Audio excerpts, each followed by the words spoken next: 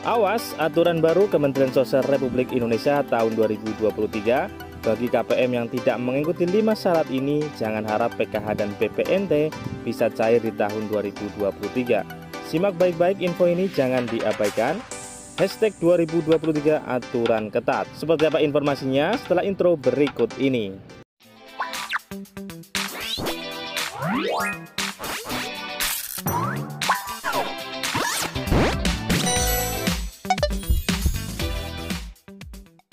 Halo, assalamualaikum warahmatullahi wabarakatuh. Salam damai untuk kita semua dan salam damai untuk masyarakat Indonesia. Berjumpa lagi dengan channel Naura Vlog, channel yang membahas tentang bantuan dari pemerintah.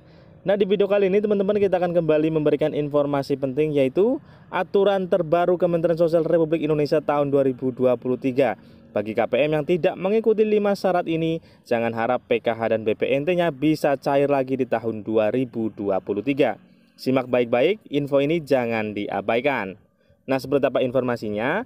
Namun sebelum kita ke informasi selengkapnya, bagi kalian yang baru bergabung atau melihat, mohon dukungannya untuk subscribe, like, komen, dan share, dan nyalakan notifikasi loncengnya agar kalian tidak ketinggalan berita dari channel Naura Vlog.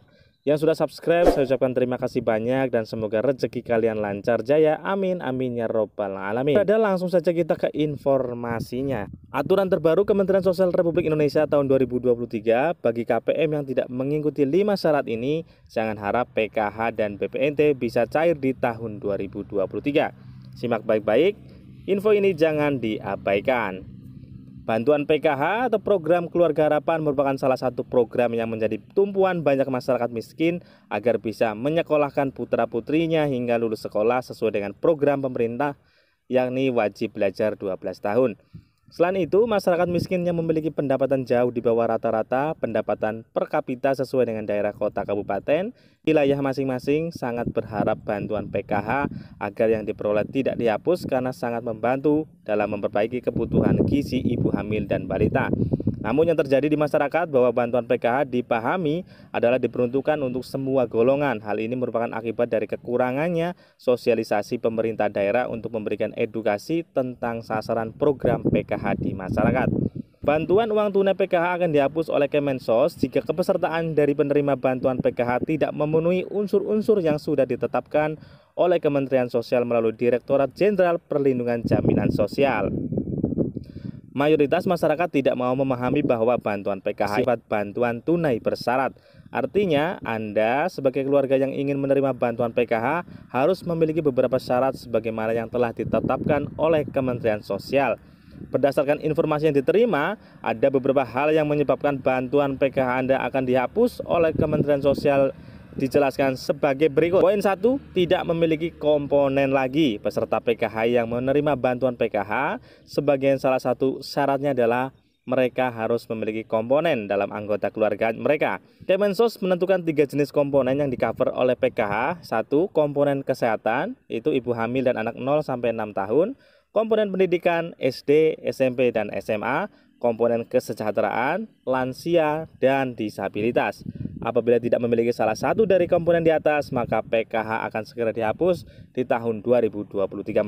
Kemudian poin yang kedua, meningkat kemampuan ekonominya. Seiring dengan diberikannya bantuan PKH terhadap keluarga miskin, diharapkan agar semakin baiknya tingkat kesehatan serta pendidikan anak-anak generasi harapan tersebut.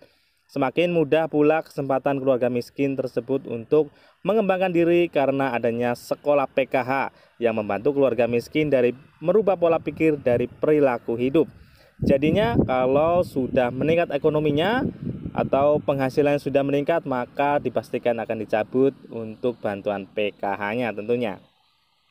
Kemudian poin yang ketiga teman-teman, tidak komitmen terhadap aturan PKH. Ya, jadi PKH mempunyai aturan tentunya. Hal yang hampir dilakukan oleh kebanyakan masyarakat yang sebenarnya sudah tidak layak lagi menerima PKH adalah tidak memenuhi komitmen terhadap program PKH itu sendiri. Komitmen artinya siap dan sanggup mengikuti aturan yang sudah ditetapkan dalam bantuan PKH.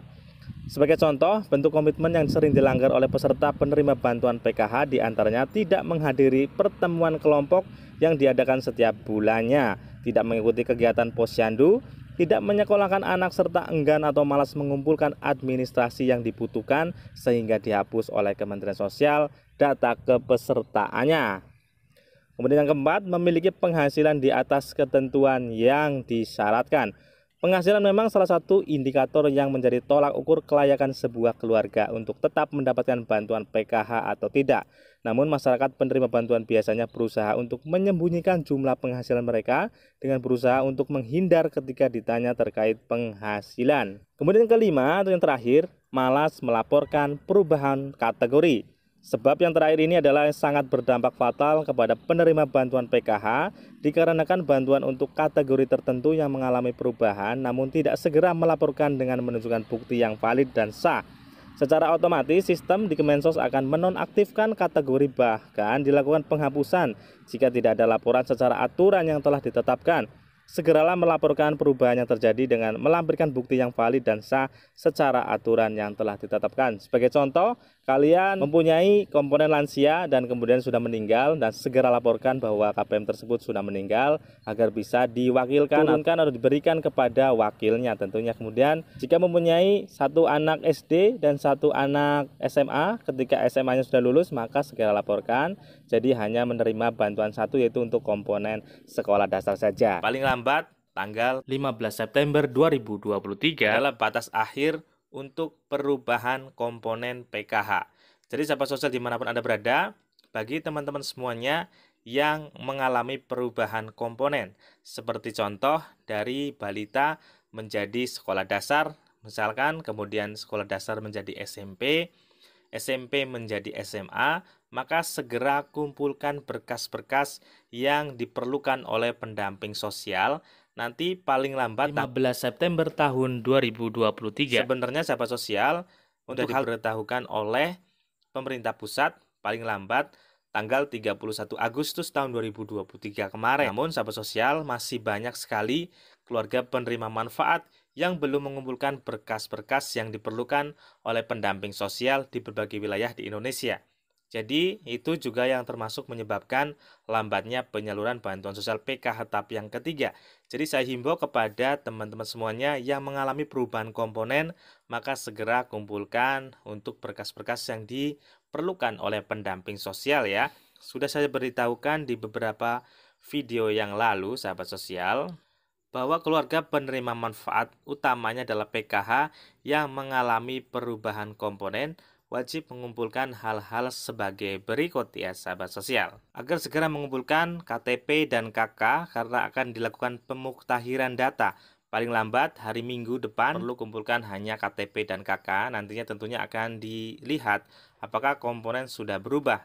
Biasanya nanti setiap ada perubahan, kartu keluarga pun akan ikut berubah ya sahabat sosial. Jadi teman-teman semuanya, bagi keluarga penerima manfaat PKH, mohon dengan teliti apabila sudah merasa ada perubahan komponen, segera laporkan ke pendamping sosial. Jadi jangan menunggu pendamping sosial